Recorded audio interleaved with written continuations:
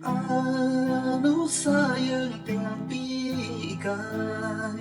ម្ដេចទៅឃ្លាតឆ្ងាយផ្ដាច់និស្ស័យស្នេហ៍យើង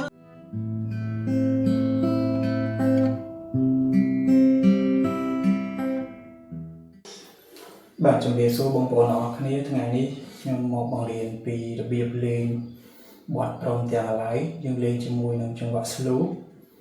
ហើយបទនេះយើងអាចលេងជាមួយចង្វាក់ pop ក៏បានដែរប៉ុន្តែចង្វាក់ slow វាងាយស្រួលលេងជាង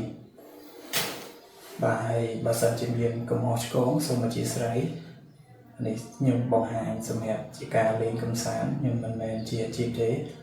ចឹងបើសិនជាមានការខុសឆ្គងសូមលោកគ្រូខាងភ្លេងឬក៏បងប្អូនដែលចេះច្រើនសូមអធិស្ឋានផងហើយខ្ញុំបង្រៀននេះគឺប្រាប់ទៅបងប្អូនដែលគាត់យកទុកលេងកម្សាន្តតែគាត់មិនមានពេលទំនេរឬក៏មានពេលវេលាច្រើនសម្រាប់ទៅរៀននៅសាលាបាទសូមអរគុណដល់ឥឡូវយើងចូលទៅអនុវត្តទាំងអស់គ្នាបាទឥឡូវយើងចូលមកអនុវត្តទាំងអស់គ្នាគឺចង្វាក់ slow យើងចាប់ chord C មកយើងគោះចុះ4ដង1 2 3 4ដូរដៃ1 2 3 4ដូរដៃ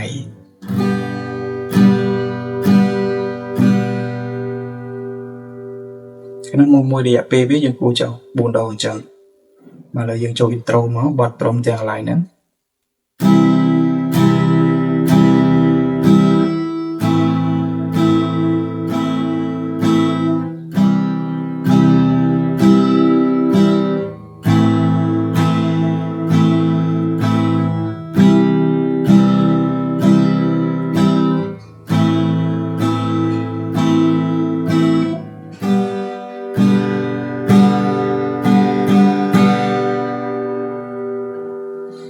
ដឹងថាអូនមិនជុំរឹងស្នួនហៀលរឹងទើបស្រេចជ្រឹងតាមកាលូ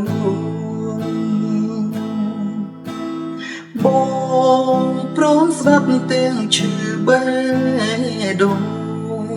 ម្ដាយអូនក៏ល្បួងស្នួនព្រមទាំងអាឡ័យ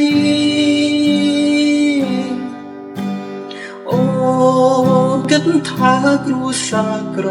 ក្រៃមានអ្នកដទៃស្ដីនួនអមពីបងវាចិត្តស្មុំដាក់ក្នុងបេះដូងរឿងស្នេហ៍កូនលោស្នេហ៍ជប់ទ្រូងដំបើជ្រឹងអ្នកថ្មីចរណៃគេនោះស្ដំត្រង់ជាអ្នកស្ដុកស្ដំដៃមុំគាត់ប្រមសំបែបងខំពុនលបទាំងដឹងថាបងស្នេហ៍ថ្លៃបងខាងធ្វើបាបចិត្តស្រីវាំងក្តីគ្មានន័យសំខាន់ចង់ឲ្យចិត្តអូនវិលត្រឡប់ស្នេហ៍មិនអាចចប់ត្រឹមមួយយប់គប់ចិត្តម្ដាយអ